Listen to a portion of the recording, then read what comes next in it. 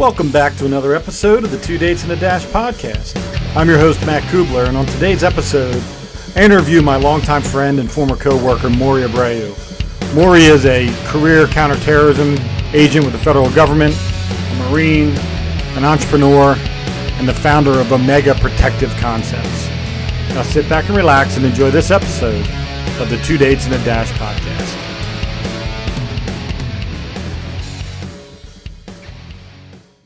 What is up, podcast land? Welcome to another episode of the Two Dates and a Dash podcast. I'm your host, Matt Cubbler. Before I introduce my buddy, longtime friend, Maury Abreu, I want to first tell everybody where they can hear the podcast. Go anywhere audio podcasts are heard, iTunes, Stitcher, iHeartRadio, Pandora, wherever it is you listen to podcasts, you can find Two Dates and a Dash. Although I ask that you hit the subscribe or like or whatever the terminology is for the platform you use, and then also hit the automatic download button so that you don't have to worry about downloading new episodes when they come in. If you are a video guy, you can go to my YouTube channel, Matt Cubbler, and then you can also go to my website, mattcubbler.com, where you can also learn more about my career and my life, and also the book I wrote called A Brother's Love and Memoir. It's a book I wrote about my life growing up with my brother, Andy, who was autistic and had a severe stutter, and sadly was killed in a car accident in 1989. So if you want to learn more about that, more about me, go to mattcubbler.com. All right, without further ado, my brother from another mother, Yes. Maury Abreu. How are you, buddy? I'm doing well, man. Happy to be here, Matt. Finally got this one done. This was one I've been waiting for. You got so many things going on in your life, and I wanted to find just a niche of an hour or so where we talk a lot, we text a lot, but this is something that's really needed to happen for a while, and I'm really excited we're going to get a chance to do it. Likewise. All right. So I asked one question. You've listened to the podcast before. It's the same question I ask everybody. It's a loaded, open-ended question that can go in any direction. But who I think Maury Abreu is may be completely different than who Maury Abreu actually thinks he is. And it changes over time. So 5 years ago, you may have answered it differently than you will 5 years from now. But where you are today, who is Maury Abreu? Great question. First of all, again, honored to be here, man. Yes, we're brothers, but it is honored that you brought me on your platform and let me just share from my perspective what I've got going on. Maury Abreu, born and raised here in New Jersey, living in Central Jersey right now. I own and operate Omega Protective Concepts.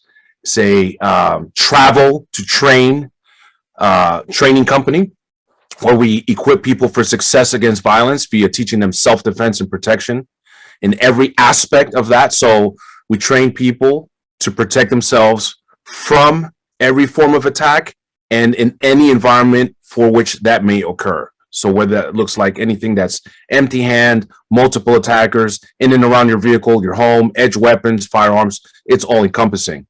I leverage my military and over 25 years of counterterrorism experience deploying around the globe, actually conducting these operations to transfer these skill sets to the end user. Not just military, not just law enforcement, but civilians that care about their daughter or son that's going off to college, or their ability to protect their family at home, or the businessman that travels and the wife or the husband is left at home alone caring for the little ones that we reproduce.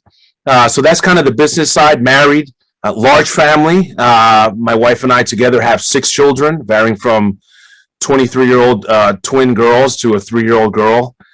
So it's very busy. And I don't get into particulars about my career, my current career within the counterterrorism realm. Essentially, the reason for that primarily is because of my company and the government basically, being made aware of the fact that I have a training company where I do what I do. I am not allowed to gain either personally or professionally by using my official title.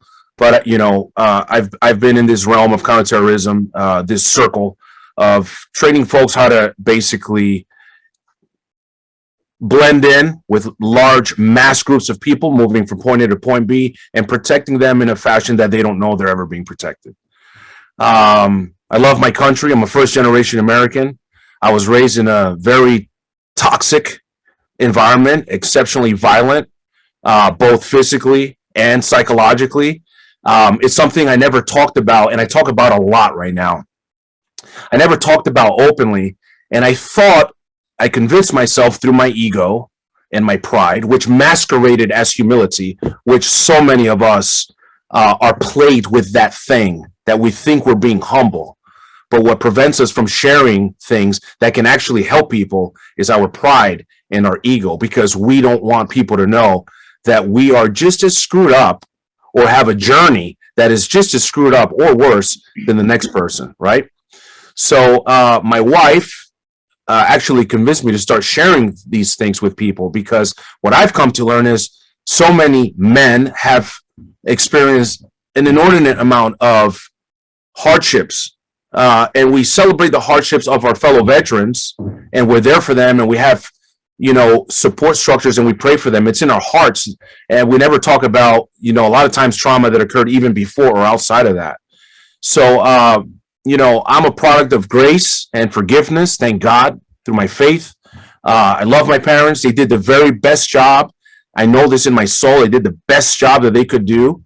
As parents, we don't get issued owner's manuals, but I was, you know, really just raised in a hell at times. And so what I did was I leveraged all that experience and my passion for self-defense, really, and learning how to protect myself when I was unprotected, and leveraging this, being able to kind of transfer these skill sets to people as was transferred to me, to be able to protect myself from things that caused, you know, fear, really, the thing we don't talk about. And now I have my trading company, and I do that, and it's my passion. I absolutely love it. And yeah, man, that's it. Well, Russ, first of all, you know, people like us, people that we've worked with, people that we know, have these like crazy resumes that, you know, there's a couple guys, it's like Chuck Norris is afraid of them, I think, you know, like their resumes is like that extensive. And you're one of those guys. And I consider myself on some level similar. And I love knowing that my network of people includes those people, right? So I can make a phone call, and I can probably put together a pretty badass pipe hitting team, right? So, and I love that. I love that we have that background, that skill set, that why professionalism that doesn't require you to stand up and boast about what you can and cannot do. You can sort of, people kind of just know. And when I think about you and I watch you doing all the things you're doing with your social media stuff, with your Omega Concepts, and with the charity work that you do, and then with what you do for a living, and how you are as a husband and a father and a man of faith, and all of those things, you're able to do them all, with grace, with professionalism, with humility, and extreme confidence.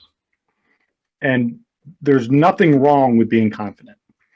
There's nothing wrong with knowing what you're capable of doing. And there are, in the world that we're living in today, we're lacking a lot of confidence in our especially in our country, but in the world, there's a lot of lack of confidence because people are afraid. People are afraid of what's going on. What's going to happen? Am I going to get sick and die? Am I going to get someone else sick and will they die? Like, there's this conundrum of fear and lack of confidence in everything. And I find a common trait amongst those of us who live in a world of confidence, that when a 2020 happens, we don't break. Our confidence doesn't get shattered and we become this meek and mild, unable to fend for itself mouse. We stay confident, and we utilize all the things that made us confident, made us have this extreme knowledge of who we are and what our capabilities are. And we use that to our advantage to help navigate the shit show we're in, so that we can be a good husband and a good father and a good teammate and a good leader and a good entrepreneur, and all those things that still have to happen during the shit show. They don't just stop. The shit show is happening, and now all that stuff still has to happen too. And what I'm seeing is this pattern of people who I knew maybe weren't the most confident people, didn't have a whole lot of leadership skills, maybe weren't risk takers by nature. They're the ones that are getting derailed from their personal life, from their business life, from whatever during the shit show of 2020, 2021. And they're the ones that are collapsing the pocket, if we're going to use a football term, right? The pocket's collapsing around our country. It's because we have a lot of weak, incapable, and confidence lacking people that are dictating the direction of the ship that we should be in charge of. And it's very, for me, that's if I had to pick out a frustrating part of the world right now, it's that the things that I know that guys like us are going to be really good at, we're not asked to be very good at that right now. We're asked to not be part of the problem, part of the solution. We're asked to just sort of be quiet, be a good employee, stay off social media, don't put anything out there that could possibly make someone feel sad or upset, and ruffle some feathers or challenge or ask questions. It's the weak and the confidence lacking people that are actually controlling the direction of the ship right now. And that to me is the thing that frustrates me the most. So as a business, so, you know, my business shut down permanently because of COVID, and, you know, it was probably a gift in disguise, but it created a lot more opportunity for me to be more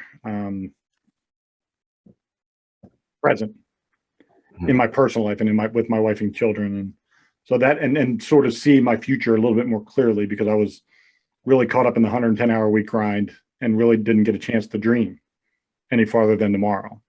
So the business closing helped. How did you navigate, you know, you still had to go to work every day in your job, and I had to go to work every day in my job, and that wasn't in question. That was sort of expected.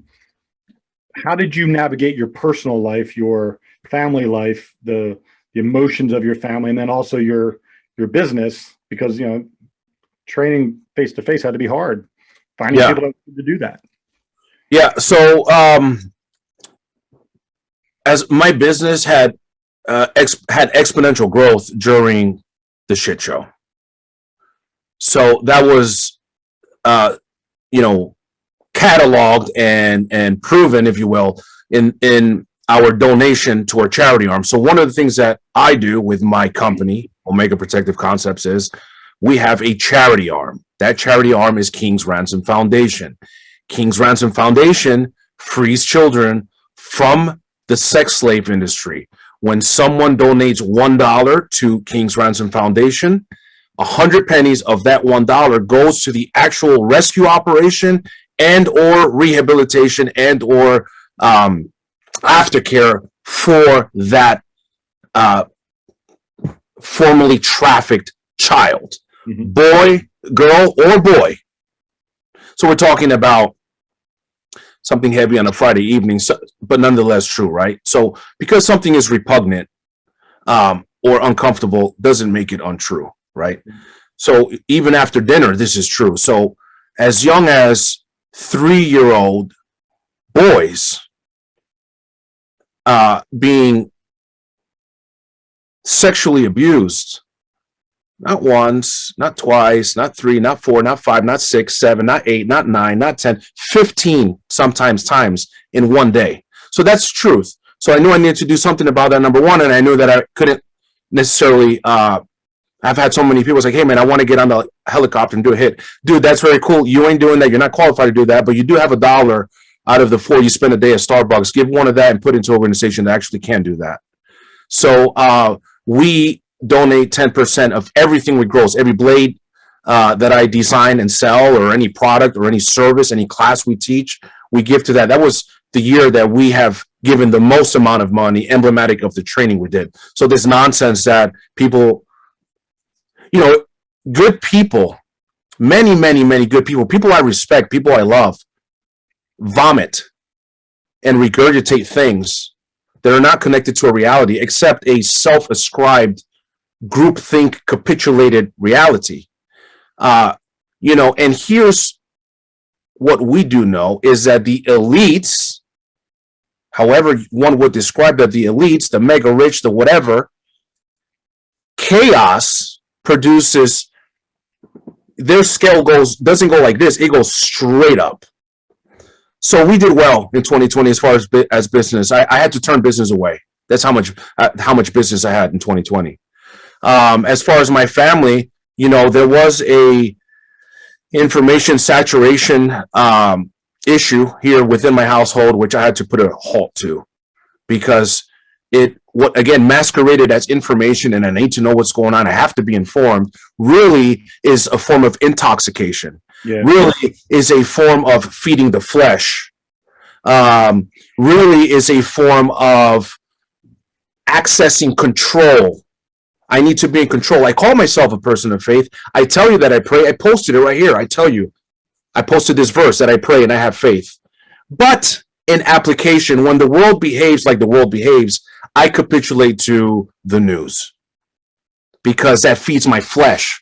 So as far as the household and addressing, the mental state, there are folks that are really, there's folks, and you understand this intimately from personal experiences within the professional realm, being an intelligence person, that sometimes, often, that job, not always, you're required to access information, to digest information, to project future moves. You have to absorb it. That is your job.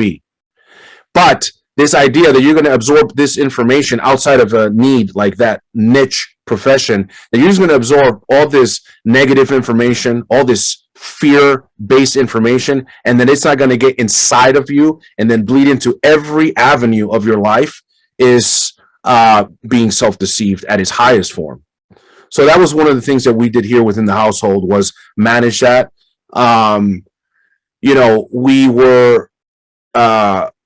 We were careful. I was kind of the only one really leaving the house for quite some time, and I really, to honor my wife and be respectful of protecting, having people in our circle that we love, that we did not disconnect from, that were within the age range or maybe some health issues of which there could be a higher level of concern. I did what I could do to protect them, even though I did not, in my soul, I did not always believe that I was really making a difference in the protection realm. But nonetheless, I did that.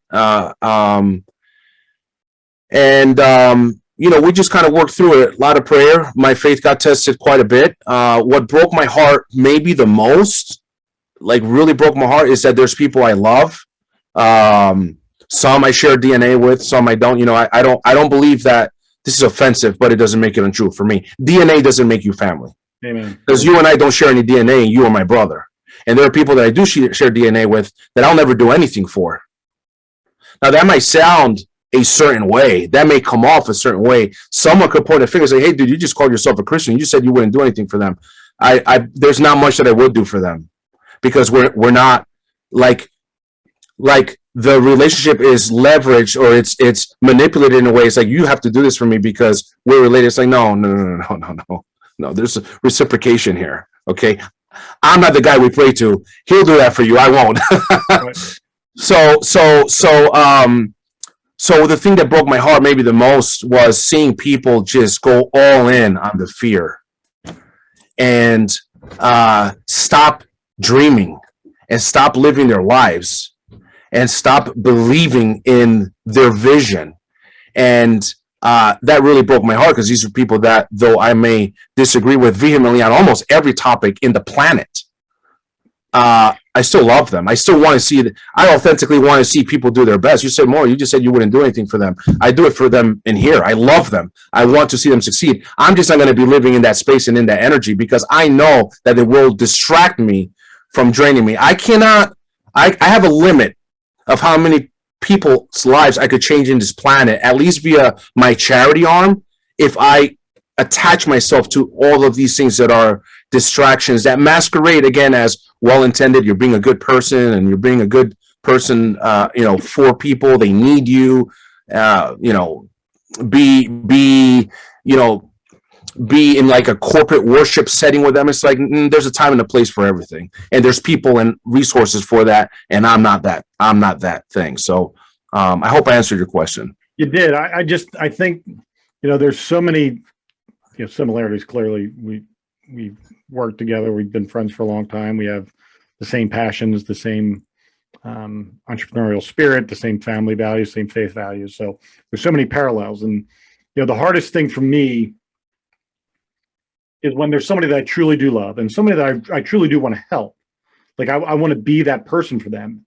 And in the past, I have been in their worst times, when they were having their worst moments, when all hell was breaking loose and their world was crumbling around them. It was me that they called. And I don't know if you had this, if within that disappointment and that heartbreak, this was a component or not, but my heartbreak comes from, I've mentored hundreds, if not thousands of kids over the last 32 years.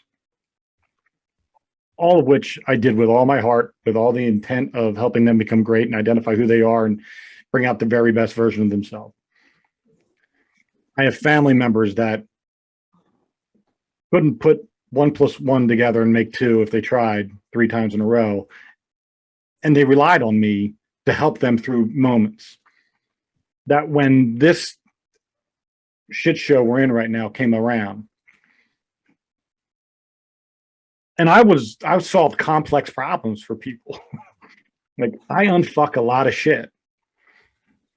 And I'm not saying I'm right all the time. I'm just saying that I have a really good batting average for success. That yes, when I'm able to offer some educated insight through my skills as an intelligence officer and my skills through deductive reasoning, my skills through critical thinking, and my investigative skills, that I can put it into a tangible, digestible piece. Because you talked about that overflow of information that if you just keep absorbing it, it's going to permeate into all aspects of your life. And not just your things that you do and the things that you are responsible for, but your insides. Like, your soul will hurt, your faith will be tested, your health will deteriorate, your psychological well-being will deteriorate. But when I'm able to create, if I'm absorbing all this, which I was doing for the last 2 years and even longer with what's been going on, and I presented that to them to help them, that I was dismissed as the person who was some fringe wackadoodle tinfoil hatter.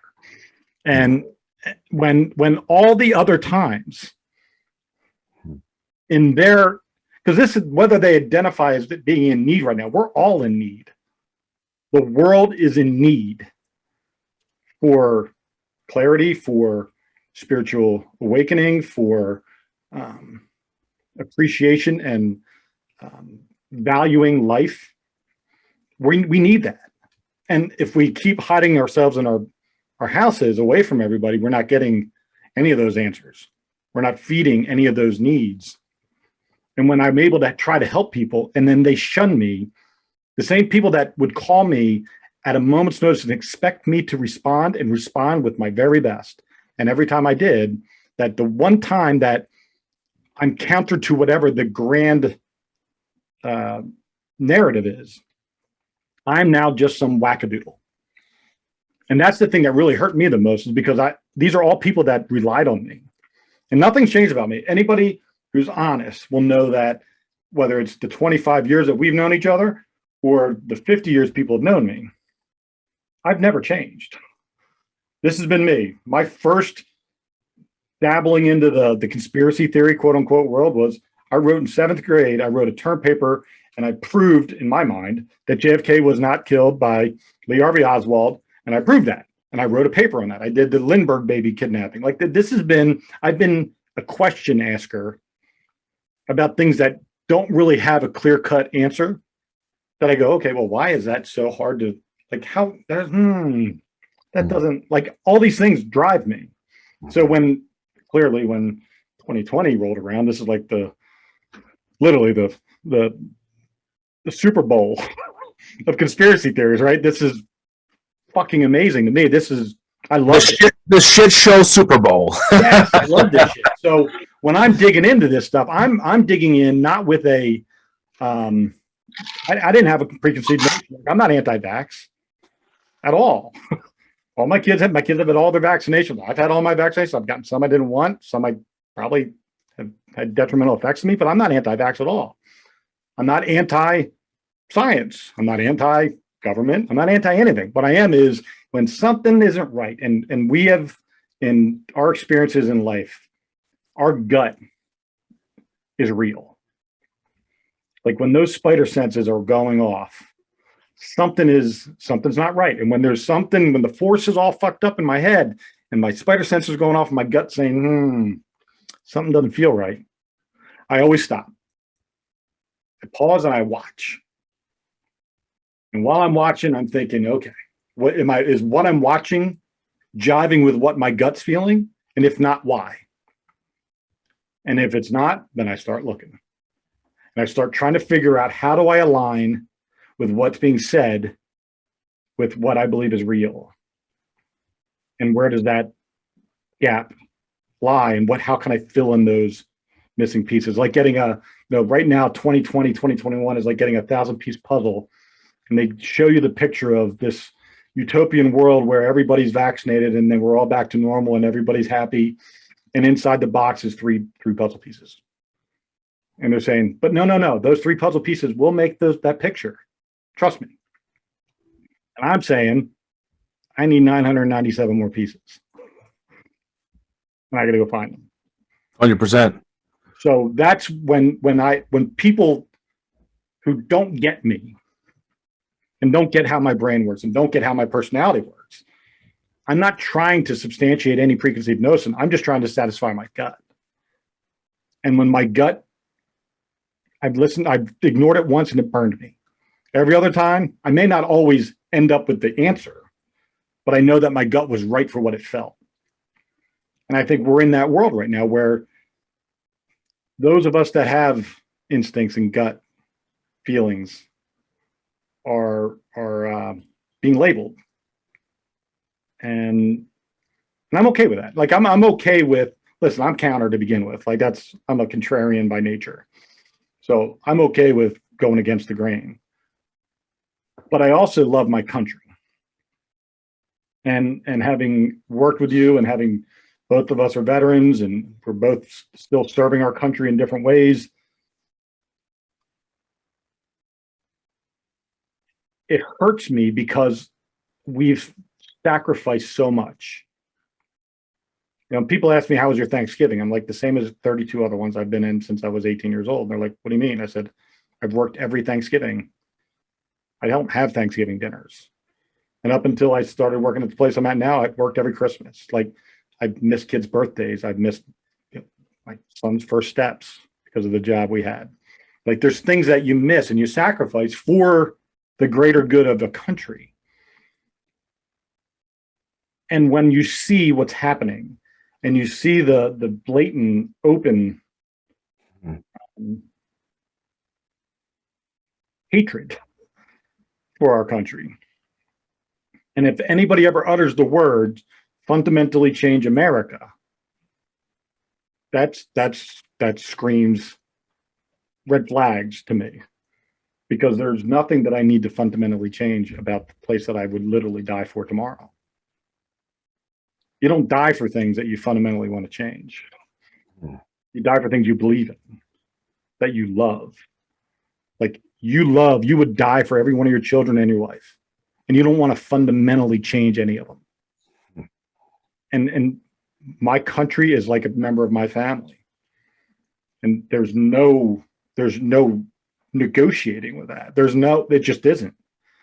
And I'll give it, before I ask another question, I just want to share this. I was doing an investigation into the Navy SEALs and corruption within the Navy SEALs. And a friend of mine, and you're well aware of this, but some people who are watching the show may not be. A friend of mine growing up was commander of SEAL Team 4 and died in 4 days will be the anniversary, 5 days will be the anniversary of the day he died back in 2012 in Afghanistan, in his bunk. And they said it was suicide. My gut said it wasn't. And once I started digging, it wasn't. Now, the Navy's never going to acknowledge what I uncovered because they closed their case and they pretty much refused to acknowledge any of my emails or any of my correspondences. But when I realized it wasn't just his death that I was investigating. I was investigating a pattern of corruption within the SEALs that had been going on since 2002, at least. It hurt me because I was looking at, those are elite fighting operators, right? Those are people we send in when the shit's so bad, but we have to win. And it really bothered me. Like, I was struggling because I love my country and I love people that are fighting for it. And I loved our veterans. Like, I don't want to look at people that are doing, going out into the front lines and doing work. I don't want to look at them as bad. And I really had a struggle with, why was I doing this? Like, was it worth me digging? And then the next thing that bothered me was I couldn't, if this were true, if everything that I was uncovering was factual, what does that say about my country? And I was really sad because I'm like, listen, I would die tomorrow for this country. And if this is what it means, this is what America really is, just a bunch of corrupt people covering things up and then painting it with a different brush to make it look like something that really isn't true, and fooling all of us minions who are just living our lives, 335 million of us walking around this country, into believing that something that is great and awesome and worthy of serving and dying for is really not that, then what the fuck? And I had 2 days where I was like in this, like, very sad, like I cried a couple times. Like, it was just really, I struggled. But then I prayed. And I woke up with this understanding, I guess is the best word, that what I was seeing wasn't America. What I was seeing was government. Government is run by humans, and humans are fallible, and humans have hubris and greed and egos. And when you allow them to continue to operate in that environment unchecked without any repercussions or anything, that's what happens. But America is still the greatest thing that has ever been created. America has not been broken. America has not been destroyed. The government that America puts into office every day, and the process by which that happens is pretty bad. But America, I'm not dying for Joe Biden. I'm not dying for any politician. I'm dying for the Bill of Rights, for the Declaration of Independence, for the men who sacrificed to free themselves from tyranny, and every person that's ever died defending it. So when I was able to pull back and separate those two things, our government from America, it put my heart at ease. And it made me realize that there are corrupt people everywhere, in police work, in everywhere, priesthood. There are corrupt, evil people all over the place. And those people need to be discovered and destroyed. And it doesn't matter whether you wear a patch on your sleeve or have rank on your shoulders, or you wear a clerical collar, or you're a teacher or whatever. It doesn't matter to me. God would want America to stay America by having all of those evil pieces removed. And if no one's willing to do that, then we're just as complicit as the ones doing the actions. So that's what drove me to do it. But that was like, I had this really deep, dark struggle with that concept that I was going after America. You know, when you think of, you were a Marine, and you've been serving your country now for, I don't know, what, 30 some years, right? How many years were you in the Marine Corps? 4. They're coming up on 30 years now. Yeah. What does America mean to you? Well, that's a great question. America is the greatest country in the planet. People hear that and they have very strong opinions, either one way or the other. They hear that and they're like, hell yeah. Or they hear that and something in them, either partially or deeply, makes them question that, or they are repulsed by that. So when I say it is the greatest country in the world, it creates the greatest opportunity in the world. Because something doesn't sound popular doesn't make it untrue. Integrity and truth aren't cemented based on the volume. So the truth only has to whisper. Because I shout it from the mountaintops, it doesn't make that truth more true. It was true even at a whisper. So, I look at myself and millions of others that came. I'm a first generation American. I look at my parents came here. Did they work their ass off? Yes, they did. They absolutely did. To give us an opportunity, there's that word again, opportunity, to live in this country and to be freer than others in other countries and to have more opportunity. Are we as free as we're indoctrinated to believe? If you don't see that over the last few years, that we're not, you're lying to yourself. That is not, we don't have the freedom that we are indoctrinated into believing that we have. That's not true. Have we committed like horrific atrocities as a government? Have pockets of people participated in things like slavery and things like running medical experiments on ostracized groups of people to test things and conduct evil experiments? Have we done financially and otherwise horrific things? Has our government, have humans, here's the thing, have humans that happen to be Americans behaved as humans historically have around the globe, regardless of religion, regardless of ethnicity, regardless of gender? Have humans behaved like humans and done horrific, evil things? Yes, they have. Have many of those people been in a position of power within the American construct of government? Yes, they have. That is not America. And you already said that. So I don't mix one with the other. I don't concern myself with if a person or a group of people think differently about another group of people, whether it's racially or what have you. That's none of my business, man.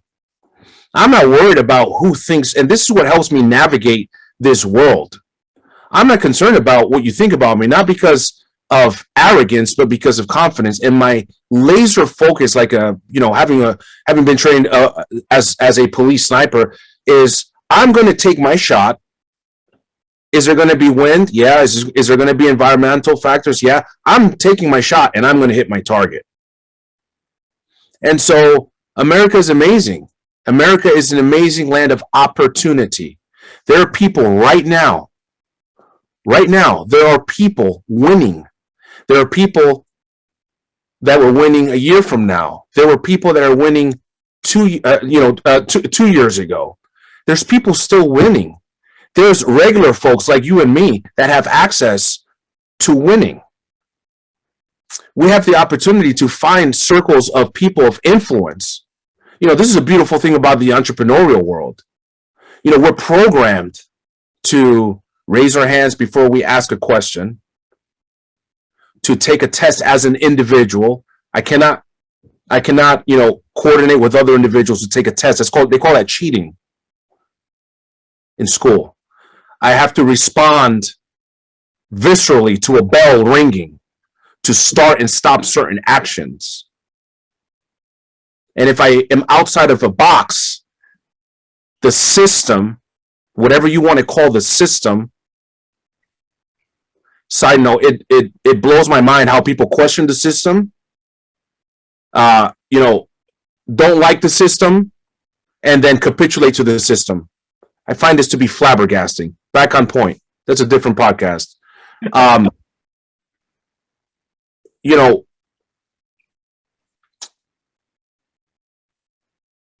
There's countless opportunities in this country, is what I'll say. This is the best country on the planet. Is it perfect? It's not perfect. Are you going to encounter shit? You're going to encounter shit.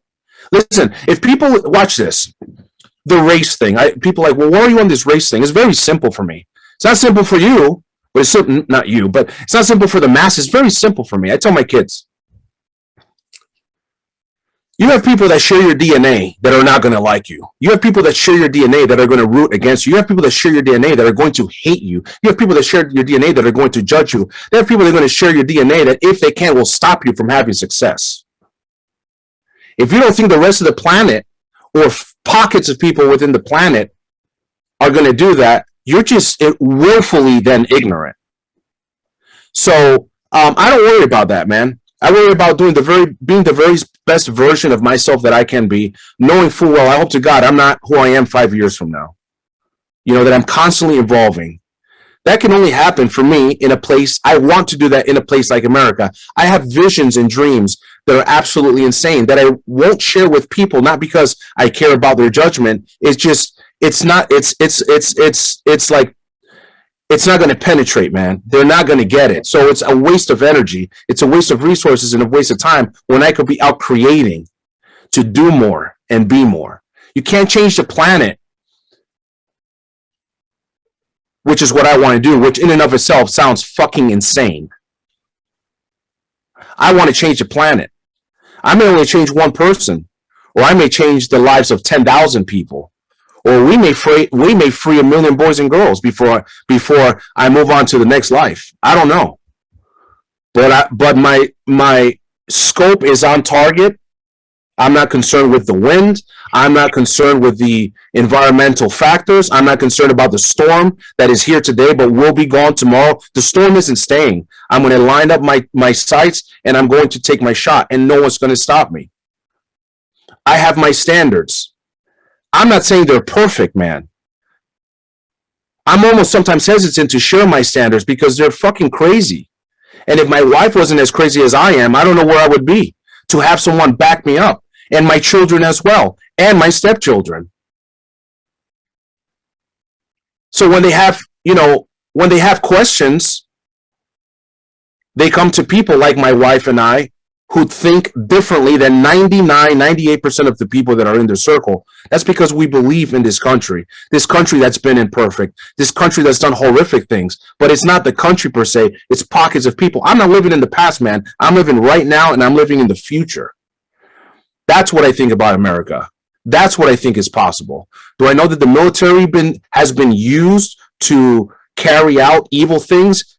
That's historical fact, man. That doesn't make the military bad or the veteran bad, but it doesn't mean that you and I don't get a chance or an opportunity or have an obligation maybe to talk about that thing.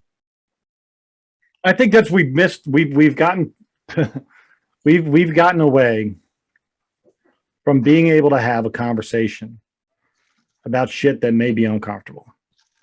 I will have a conversation about all kinds of things, and people I've had it with, people, members in the Black community, about law enforcement and Black community relations, and it's uncomfortable. But without that uncomfortable conversation, you can't get any progress. And right now, we're just being ordered. We're in a world of following orders, and then if you don't follow orders, then they say, well, we're not going to directly impact you, but we will impact others who have impact points around you. It's all it is it's classic, literally. If you ever went to SEER school, which is, for those of you who don't know, it's basically if you become a POW, how to survive. It's part of that is using pain points. How do we get you to talk? What are the things we can do to get you to make a decision that we want you to make? How do we get you to do something that you may not want to do personally, but because we put all these pain points on you, you end up capitulating and doing anyways? That's what this is. The whole process of 2020, 2021, that's what it is. And they use every possible way they can do it, whether it's through government regulation, whether it's through your need to be social and turning that off, your need to go be with your church and turning that off, whether it's travel, because that's what your business is, shutting that off. And they say, we'll open the valve back up if you do this, if you do that. And that's what they're doing. But nobody's allowed to have a conversation anymore. You're not allowed to have difficult conversation. I may not get the answer from the person I'm having a conversation with that I'm looking for. But the value that comes from that conversation is that two people now understand each other a little bit better. They don't have to agree, but they can understand each other better. And I'm a better person for it, and so was that person. And we've stopped doing that. And that, to me, is part of of the problem is that with quarantine, with social distancing, with exiling from your family and friends into your homes and staying away from people, and this constant feeding of information that we're all absorbing, and that's creating this fear and paranoia on both sides of the issue. We can no longer communicate. We can no longer have conversations that don't turn into this, and it's so unsubstantiated, where everybody thinks they have the answer to all these high-level problems. I don't know what the fuck's in a vaccine. I have no idea. I don't know what mRNA is or isn't. I don't know what fetal tissue does or doesn't do. I know religiously I don't want fetal tissue in my body because of what my religious beliefs are, but I don't know any of the things that I'm arguing that people argue about. What I know is what I feel about something. And it's my opinion. It's my feeling about why I will or will not do something. And we can't converse. I can have that. I want to tell you why I feel that way. I'm not telling you to agree with me, but I want to be able to have that conversation. And I want to know why you feel the way you feel. I want to know why you are so staunch on one way and I'm so staunch on the other. We can't seem to have these conversations anymore, which is sad. And as somebody who loves to talk, and I have a podcast for Christ's sake, I want to have these conversations. And I've had plenty of left-leaning people on my show and had phenomenal conversations. I don't agree with them, but we have phenomenal conversations. I think one thing that you pointed out with the the parenting and shutting off the valve of information in your family, and the fact that your wife and you have this laser focus, and your kids come to you for the answers, the complex problems. Whether you know it or not, that is such a small percentage of the population has that level of love and respect and confidence within their family unit. And we talked a little bit off air, and my wife is a ride or die. And I made a promise to her when we were dating. And I said, honey, until I fail you, I need you to trust me, and I will never fail you. I said, so when I make decisions for our family, some of which are collective decisions, some of which are, you know what, you just need to let me do this. And this is the decision we're going with. And that knowing that she's never once really ever made me feel like she's only saying yes because she's my wife. She truly believes in me. My kids truly believe in me. And when my son knows, when I tell him something, that it's fact, then it comes from a place of experience and knowledge and love. And when my daughter needs help with something and I give her my opinion, or she is questioning the world and I give her my thoughts, she knows that what she just got is as close to the fucking God-given truth as there ever is going to be. Because no one is ever going to care and want for them as much as I do. And I would never provide them information that would be counter to that. And I think that's where, when you think about the disappointments in the last year and a half, 2 years in your relationships with people outside of your immediate family household unit, it's that if you don't know already that I love you more than anything else in the world, and that I would never give you information or opinions or thoughts that I didn't already know with every morsel of my being to be as close to fact as possible, and that I would never put you in a position where you're not successful or healthy or happy, that hurts. And we're very much alike, and no one's ever going to outwork us. Like, I'm a worker. That's what I do. I fucking go to the grind. And I may not be the best entrepreneur in the world, but I was the hardest working one there ever was. No one's ever going to outwork me, and no one's ever going to out-research me, and no one's ever going to out anything. When it comes to effort to solve a problem, I'm that guy. I'm a get shit done guy. And I find it, I've gotten past it, but at the moment, early on in this process, it really hurt to know that even though people know that about me, they would still watch some fuckface on TV who they've never met, who has never once helped them, who has never once stepped up and said, that's my person and I will fucking defend them. they will go to that person before they go to the person that has never failed them. Have you had that? Have you thought that deeply about the information pipeline and people outside of your home, and how that information pipeline somehow was diverted around you, the one that was always the information pipeline when it wasn't 2020 or 2021? You know, I've had, that's a fascinating question. I've had a number of people reach out to me that I know probably do not align with my way of thinking. Say, hey, can you explain to me what in the world is happening? Like, what's going on? What's your opinion on this? Knowing full well that they're probably not going to get from me something that would be answered by someone, you know, I can't be put in a box. That comes off really arrogant sometimes when people hear that. Like I said before about the truth, it doesn't make it untrue. I can't be put in a box. There's a cost, by the way, and a weight to that. That doesn't come without some pain. Mm-hmm. Being an independent and a free thinker comes at a cost. Typically, that cost is judgment. The more you have a standard, the higher the judgment. The more you have a standard, the more the eyes are going to be on you, and you have fake profiles spying on your social media platform, watching you, what you do, when you post, what you say, just waiting to cross-reference for the gotcha game. So I've had people reach out to me and ask, hey, what's going on? What do you think?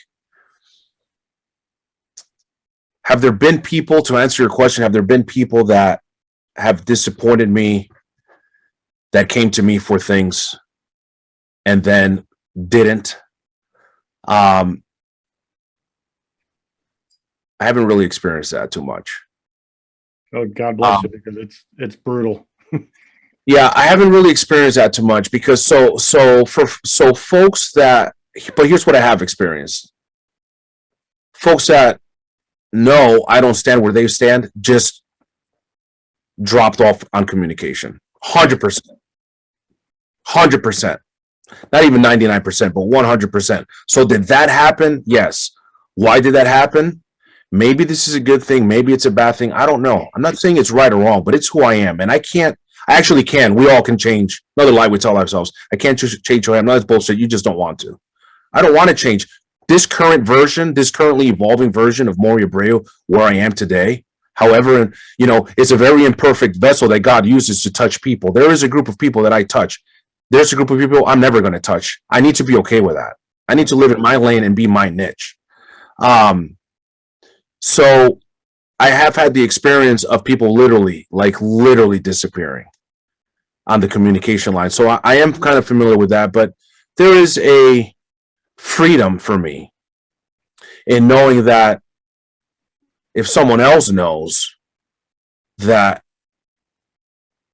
my standard or my answer isn't going to change, and therefore isn't even going to discuss it with me, you just save me time. That's more time for me to go out and change the planet. That's more time for me to go out and invest on getting behind my sights being not an actual weapon, but my sights on my vision, lining up my scope, reading the environment, reading the wind, and taking my shot. And then the next shot, and the next shot, and the next shot. Because I'm working today for my grandchildren's grandchildren.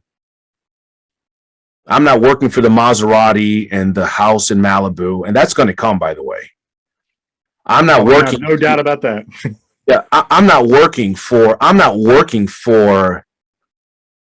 to prove the haters wrong. Like, that doesn't drive me. I have people that I love a lot that drives them. They're like, I'm going to prove them wrong. I'm like, okay, cool. That's not even part of it. I find that for me to be a distraction. My vision is unmovable and my standards unmovable. So I don't really kind of worry about that. And here's the other thing, in a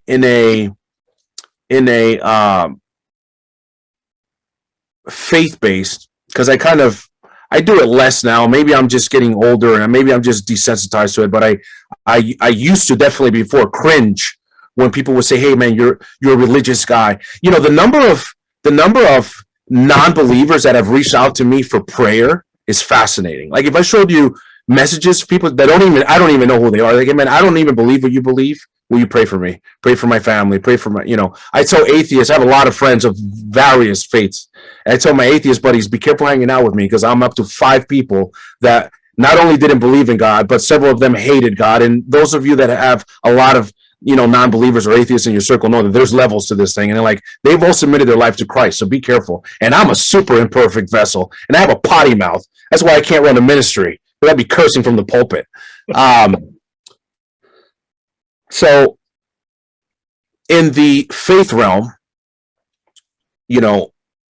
I have encountered so many people, and I am not saying that I'm some biblical scholar, because I am not. You'll never hear me profess that. You'll hear me tell you 2 things whenever I talk about my faith. As I speak, I'm not speaking to you, I'm speaking with you, and I'm speaking to myself.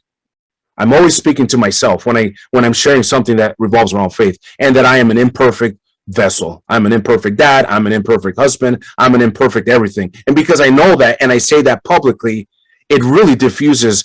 There's no level of judgment that you're going to bring to me that's going to have me not sleeping well at night, because I already know what I need to work on, and it's a lot. The stack is very high. You've got nothing to add to that list. You have no idea how much broken shit I got, right? You have no idea how much stuff in the past you do, but the masses, right, that I'm cleaning up. And still I'm blessed by grace, because I deserve none of this. And so if in this faith base, I've had a lot of conversation with my wife about this. I said, think about this. Many, we'll use Christians. This applies to many folks of different faiths, but we'll use Christianity because that's what I know best. And that's what I identify as. I identify as an imperfect vessel that is saved by grace, for by which a ransom was paid for my life and blood was shed through scandalous grace that I could never earn or deserve or achieve through anything I've did. That's what I believe in my soul. Mm-hmm. And that's what drives my belief in my decisions for, am I going to capitulate to some law that man made up? It's not even a law, or a mandate, or whatever you want to call it, that I'm going to just do that because that's what everyone else is doing. I'm not led by what you're led by.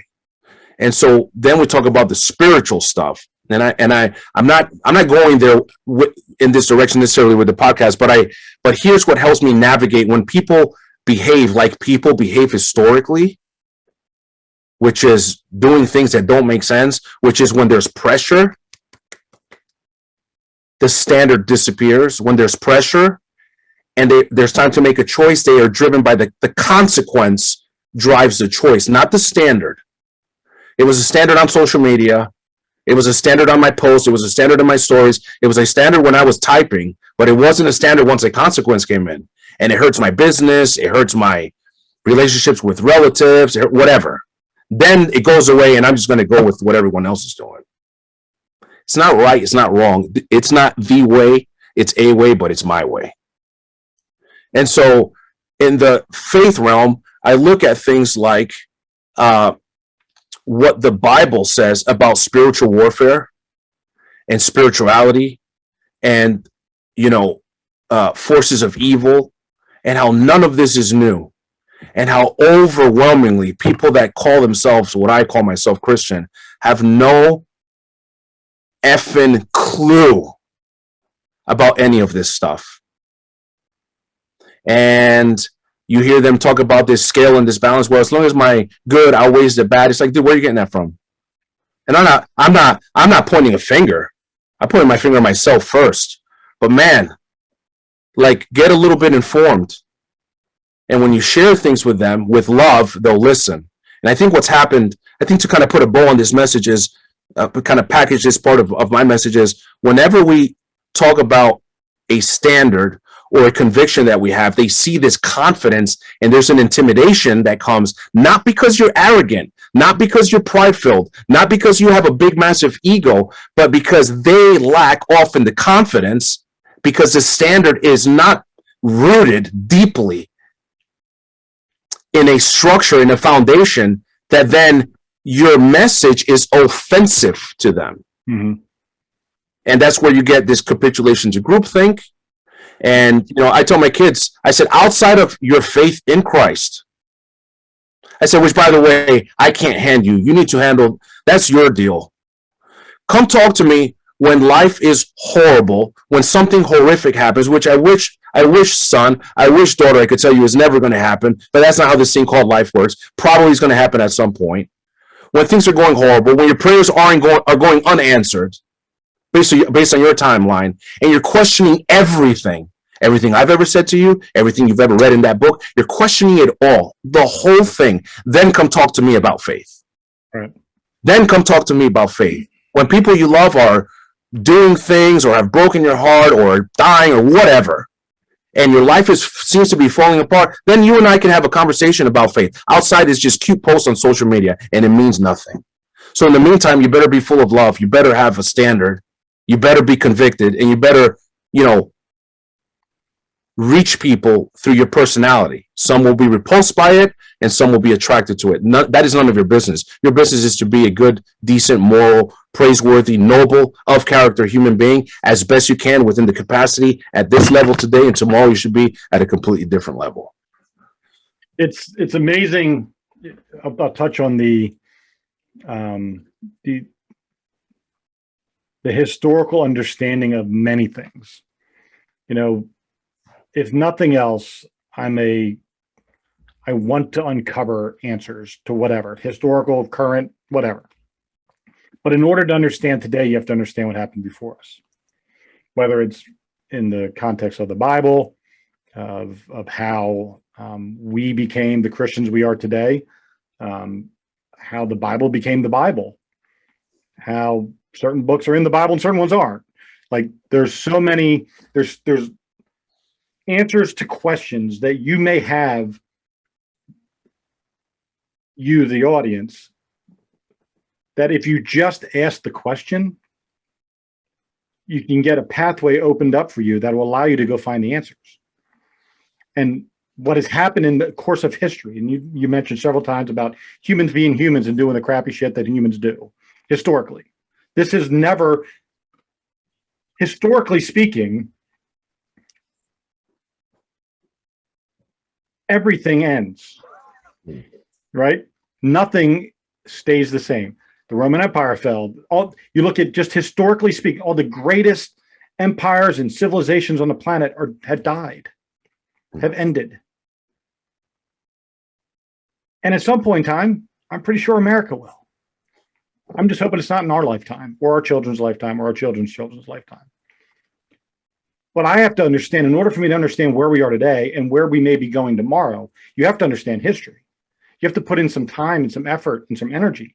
And I think we have a world, and I'm not saying it's the generation that's coming up only, but there's a laziness in this world, this instant gratification world. If I can't Google and get the answer in 3 minutes, or YouTube it and find out how to change that part, or social media and find out how many likes I got, then it's not happening.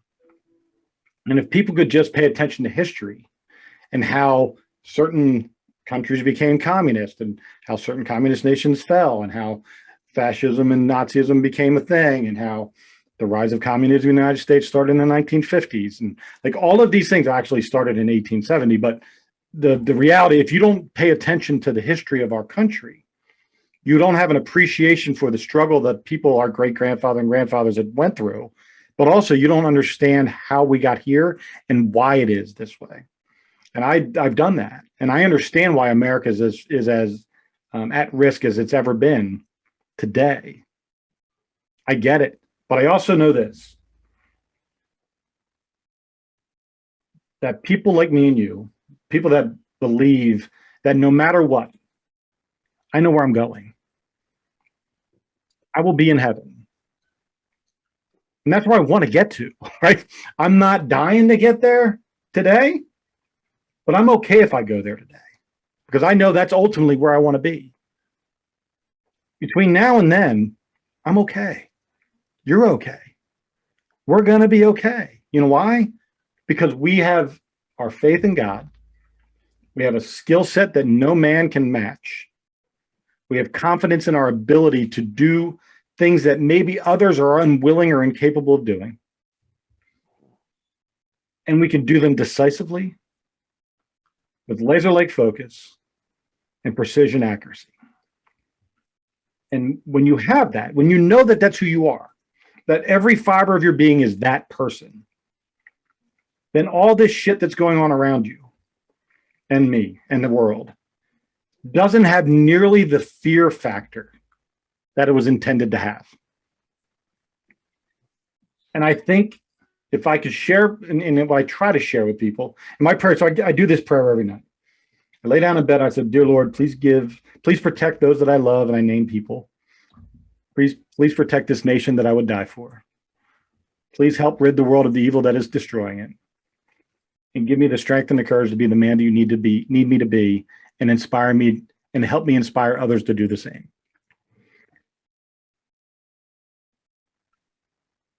I want others who, if they don't have the things I just outlined going for them, I want them to see those that do and align themselves with those people. If for no other reason, for the herd to survive, right? That desire to survive, the desire to be okay, the desire to know that if I put myself, I'm a protector by nature. I serve and protect. That's what we do. We are servants of God.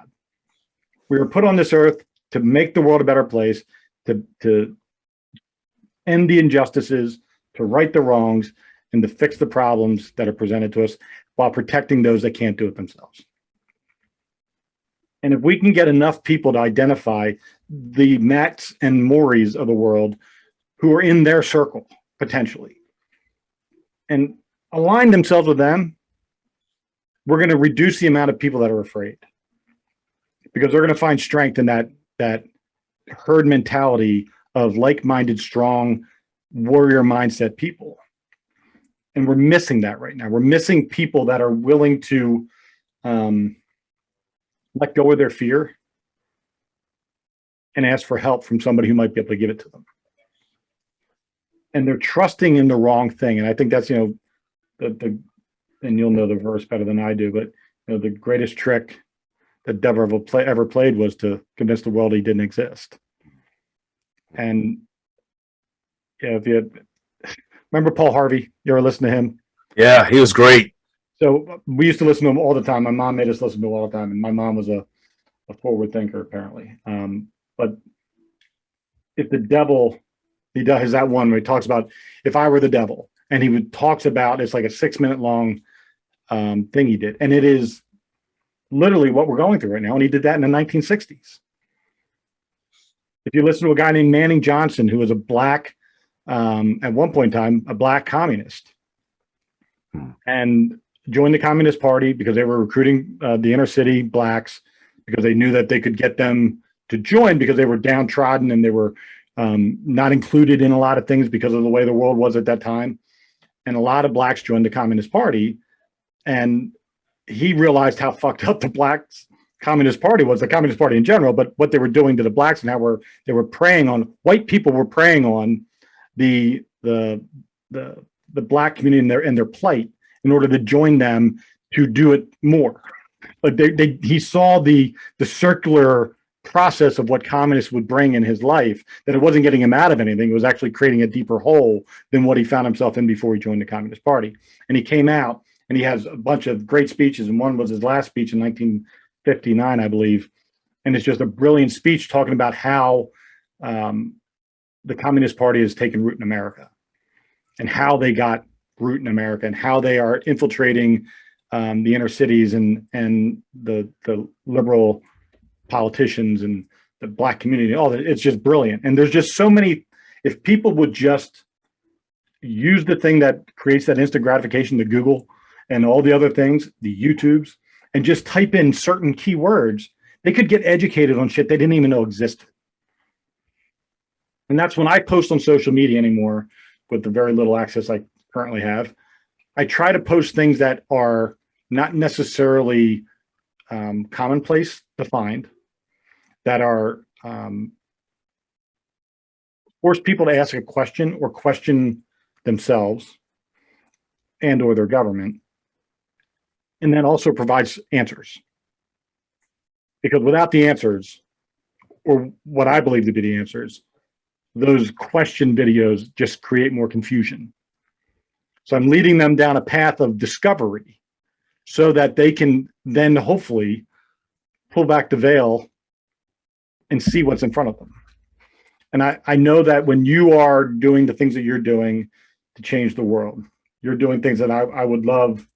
I love the whole, Tim Tebow's helping now with his foundation with the missing and exploited children and the human trafficking.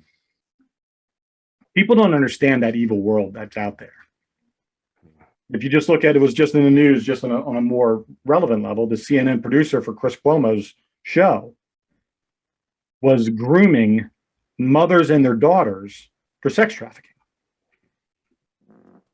Having mothers put their young children in with a pedophile and teaching them how to coax these children into wanting to do this. The world is evil. And it's filled with evil men and women. But God will always win. And God is, it's been that way forever, though. I mean, it's not, 2020 wasn't the year of evil. Evil has existed since the beginning of man. And if people just acknowledge that it's not the shittiest time of the world, this is the worst it's ever been. This is a tick on the ass of an elephant when it comes to the worst it's ever been in the world, right? I can think of 70,000 other times in the history of our planet that things have been worse than 2020. It's just the worst we've experienced. Yeah. People being forced into gas chambers and entire families and generations eradicated. And those that lived watching that happen. Yeah, doesn't exactly compare to this. Now, that doesn't mean you should capitulate and accept, being forced into these restrictive kind of things. I think the goodwill of the American people, which I think people typically are good. They want to do good. People like to people are rule followers, either because they've been indoctrinated to do that, or people normally have, by default, pretty good hearts. I think that was definitely taken advantage of, for sure.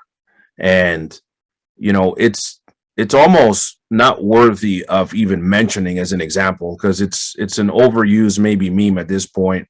And again, people are cemented in their positions to where we have two pockets, this is not good. Jordan Peterson talks about this. This is really before even COVID. This is really not a good place for the future of our country, regardless of who's in the White House. This positioning of extremes is not good. And, we were sold on, it's funny because my best friend who's upstairs chasing after a three-year-old little maniac named Natalia, my daughter, the day we heard 14 days or 2 weeks to curb, fill me in here. Slow the spread. Yeah. To slow the spread. I'm going to like 2 hours to sleep. We spent the entire day yesterday. We're supposed to leave in the morning from Miami to Newark, and we ended up leaving at about 8 o'clock at night. So it was awesome because I've always seen families experience that. I've never, on personal travel, I've never experienced that. So it was a great opportunity for me to work on my personal skills of being patient and nice to people. She said, yeah, that's not true. That's not happening. Knowing nothing about where the globe was going. Our daughter had gotten sick in October of 2019. And my wife is very much a research analyst like you are. Before COVID got hot,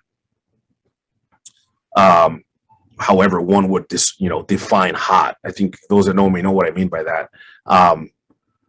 Back in October of 2019, we realized our daughter was swabbed for COVID.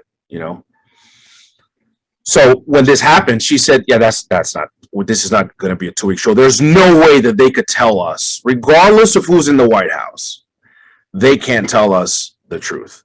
This is not going to be 2 weeks. And I don't know how many years it's been since we saw that. And so at some point, people have to make a decision, of how they want to live their life.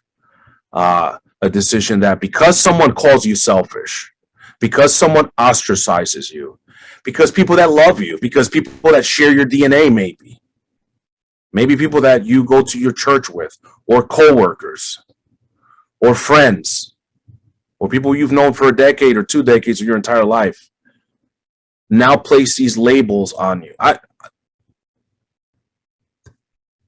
That doesn't mean you change or shift your standard if you know authentically in your soul that your behavior and your standards and your choices are good, they're noble, they're praiseworthy, and they are well intended, that you're not being intentionally reckless, your desire is not to hurt anyone. Then I think you have to do that. You know, I was making a comment that I'm going to have to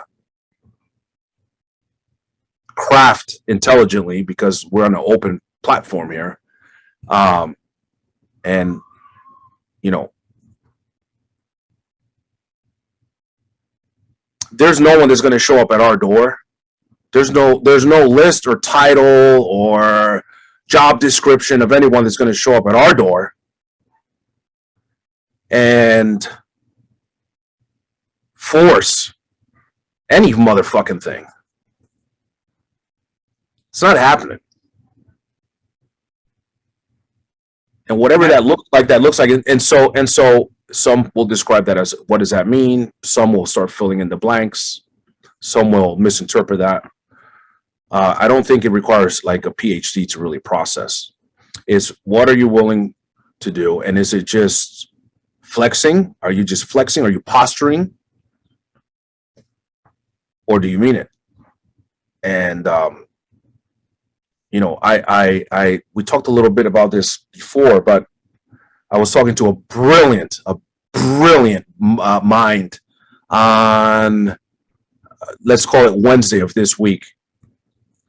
I don't know how, actually I do know. I ended up at a porch of a presidential suite with gazillionaires. These are good people. They're good humans. They're not flashy. They want to change the planet. They're not greedy. They're none of these things that were promoted and taught. It's like, hey, that's how rich people are. That's what they're all about. They're selfish. They're mean. They're nasty. These people treated me like family. It also helps when you partner in a $256 million real estate AAA trophy deal and invest in that, become an investment partner. But I did not invest where they invested. That I can tell you, because I'm not in a position yet to do that. And some conversation came up on this topic, you know, where we are in the world with COVID. And there's a brilliant mind that was there. He's a biologist. And he does, let's call it biohacking. And I was getting biohacked, and I felt like a superhuman when I was done. He's got a number of systems for delivering nutrients into the body directly into the bloodline, and some other things. And he had a phenomenal background where he worked for the insurance companies, and he was one of 5 subject matter experts that could predict to the month the lifespan of someone based on a number of factors. I'm really kind of this is the Reader's Digest version of this, because he took a deep dive. And he articulated in ways much more profoundly than I could in this medium, in this platform, how his timeline. I'd love to get the both of you in a room, because you guys are just really bright and brilliant about things that many people aren't. There's a lot of smart people on the planet, but not everybody's smart about everything. Right. And he really feels that within the next 12 months, the level of information is going to be not just accessible to everyone, but it's going to be in the face of everyone, regardless of what, if you want to hear, if you don't want to hear, if you want to believe it or not believe it, that still remains to be seen. But a lot of things are coming out and becoming public as it relates to this, our response in the world to this thing called COVID, and our medical means of kind of mitigating that. He really believes that in the next 12 months that things are going to change drastically as far as information accessibility, and the things that we were told vehemently were no will then become a yes, and the yes will become a no, and the maybes will be clarified. So I think 2022 is going to be the best year on the planet for a lot of people that you and I know. and maybe for the globe. I pray for you. I've tried to predict timelines for a lot of things, and I've realized that I'm really good at deducing what the truth is, but I'm not real good at predicting timelines. And so I stopped doing that. But I also know that it's not in my control. And the things that I can control, I'm really focusing on. I'm retiring in the next 18 months and moving on to the next chapter, which is not, I'm not retiring and going to sit and do nothing all day. But I'm transitioning to another version of me. And the reason why I got clarity on that, so I had, and I don't know if I've ever told you this, but since I was a kid, I've had a dream that I die at 53. And I never know how I die. Like, I don't die physically in my dreams, but I'm dead in my dreams. And I was 53. And I'm 50 now. I'll be 51 in a couple months. And a lot of my motivations in my life have been, well, if I die at 53, I got a lot of shit I got to get done. Right? I don't have a whole lot of time to get things done. So, and not that I believe it, but I also don't dismiss it. Right. And then a good friend of mine, Lucas Mack, who I do a lot of podcasts with, and he's brilliant guy. He sat me down and he goes, "Do you ever think that maybe you're misinterpreting the word death?" He goes, "You said you'd never seen yourself die, just in your death is the word, and you're dead. You die at 53." And I said, "Yeah." He goes, "Maybe you become reborn at 53. Maybe the next version of you, the next evolution of you happens at 53. And I'm like, that's a great way of looking at it, because I really I didn't die in a plane crash or a shootout, or, like, there was no tangible death moment. So I'm looking at my, when I made the decision to retire, that, I'll be 52 when I retire, and I'll be moving up to Missouri and living on 30 acres and moving next door to my best friend. We're building houses next to each other. And I think the future that I'm building for myself, and the future that you're building for yourself, is with a clear understanding that the world and where you are in it really is very little value to the end result, right? The world doesn't dictate my happiness. The government doesn't control my happiness. How I live my life on a daily basis is my choice. We've been around the world. We've experienced more in our 48 to 50 years on this planet than most people have in lifetimes. There's nothing that I need to do again. If they said the world is shutting down and you only have what you have, I'm good. I don't need to go to another movie theater. I don't need to visit another restaurant. I don't need to get on another airplane or stay in another hotel or visit another country. I've been to 40 of them. Right? I don't need that. There's nothing I need to do again. So I'm at peace knowing that how simple my life may be, or how intensely difficult and diverse it might be, I'm good. And I know for a fact that you're good. And that knowledge that no matter what, you're good, lets me sleep at night and get amazing sleep. I wake up in the morning thankful.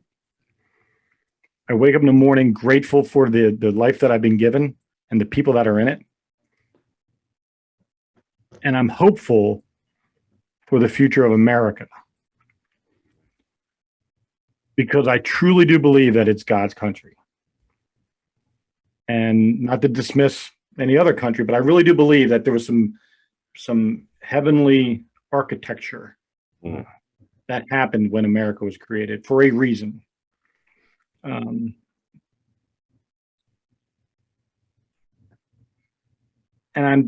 I'm thankful that I have people like you in my life. I'm thankful that we have had this long friendship and brotherhood, and that we trust each other with information that we might not share with other people. And there's not many people in my life that I do that with. for the simple fact that not everybody can comprehend the stuff that we talk about, not because they're not intelligent, but because they haven't seen or experienced the things that we're talking about. And some people can't handle the darkness, and they can't see the light through it. But because we're faith-based and that we have this connectivity with our Lord and Savior, that I can see through darkness with clarity. And I think that's something that if someone were ever to ask me what I can bring to their life, that's that. I operate in chaos. I thrive in it. That's why I worked 100 hours. That's why, even though I'm not working 100 hours a week, I still work 50, but I probably put 30 or 40 in on research. It's that chaos is what drives me, and I can see clarity through it. And I think that's what, when you and I talk, we create clarity for one another. Where can people learn more about you? Where is the website, social media, the knives, everything? You should see some of these fucking knives this guy makes. I'd lose a finger every time I tried to use it. I'm not a knife guy. I can shoot a gun with the best of them. I can fight like a motherfucker, but I would probably slice my carotid artery and die in the middle of if I tried to use a knife. Tell people where they can find more about you. Yeah, so our website is omegaprotectiveconcepts.com. Social media, the best platform or the platform that I would say most active on currently is Instagram. Again, Omega Protective Concepts, or my name, Maury Abreu, Abreu. Either one of those platforms, send us a message. My contact information, all of my contact information is on there. Our business phone is global, so it's accessible to anyone on the planet. If you want to call us, if you want to text us, DM us on Instagram. It's Maury Abreu on Facebook. Again, you can send us a message on there and learn a little bit more about our company. Again, our mission is to take 10% of everything we gross and transfer those donations to our charity arm and free children from the sex slave industry. We have massive business things that we're working on actively right now, not like in the future, not like Q4 of 2024, but like right now and in development, partnering with my brother, David Wood, owner operator, veteran-based extreme warrior gear company, Virtus Outdoor Group, VOG, Virtus Outdoor Group, partnered to launch Vogue Black, which is an elite line of gear, which I am designing, which includes a backpack, brand new release. I should be receiving the prototypes here for shortly. 2 blades and other gear for the common traveler, the person that cares about being equipped for success during a violent situation, the person that is an operator but doesn't want to look like an operator off duty or during travel, personal times with their family. So we've got some really super neat things going on there with Virtus Outdoor Group. Check them out and give them a follow as well. Awesome. Well, hang tight. We're going to talk off the air. Everybody, thank you very much for tuning into this episode of the 2 Dates in a Dash podcast. It was one of my favorites all time, and that's probably, I'm a little biased because he is my brother. But thank you again to Maury Abreu for being my guest today. Please go visit him. OmegaProtectiveConcepts.com is his website. When I tell you there are a few men on this, I find myself to be very deadly in many different capacities. But there's no one that I would trust more to train me or my family than Maury Abreu. And his ability to instruct and his ability to relay information and to get people proficient and effective in utilizing the skills that he teaches is second to none. So I really do hope everybody goes and checks him out. And if you're in the need, he will travel to you, whether it's firearms, self-defense, as weapons, whatever the skill that is required, Maury possesses, and he can teach it. So please go check him out. Everybody, thank you again. For more information, mattcubbler.com.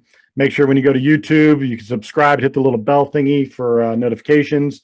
Wherever podcasts are heard, just make sure you hit the automatic download.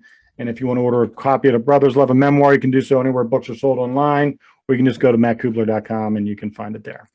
Everybody, thank you. God bless, and go out and be kind to one another.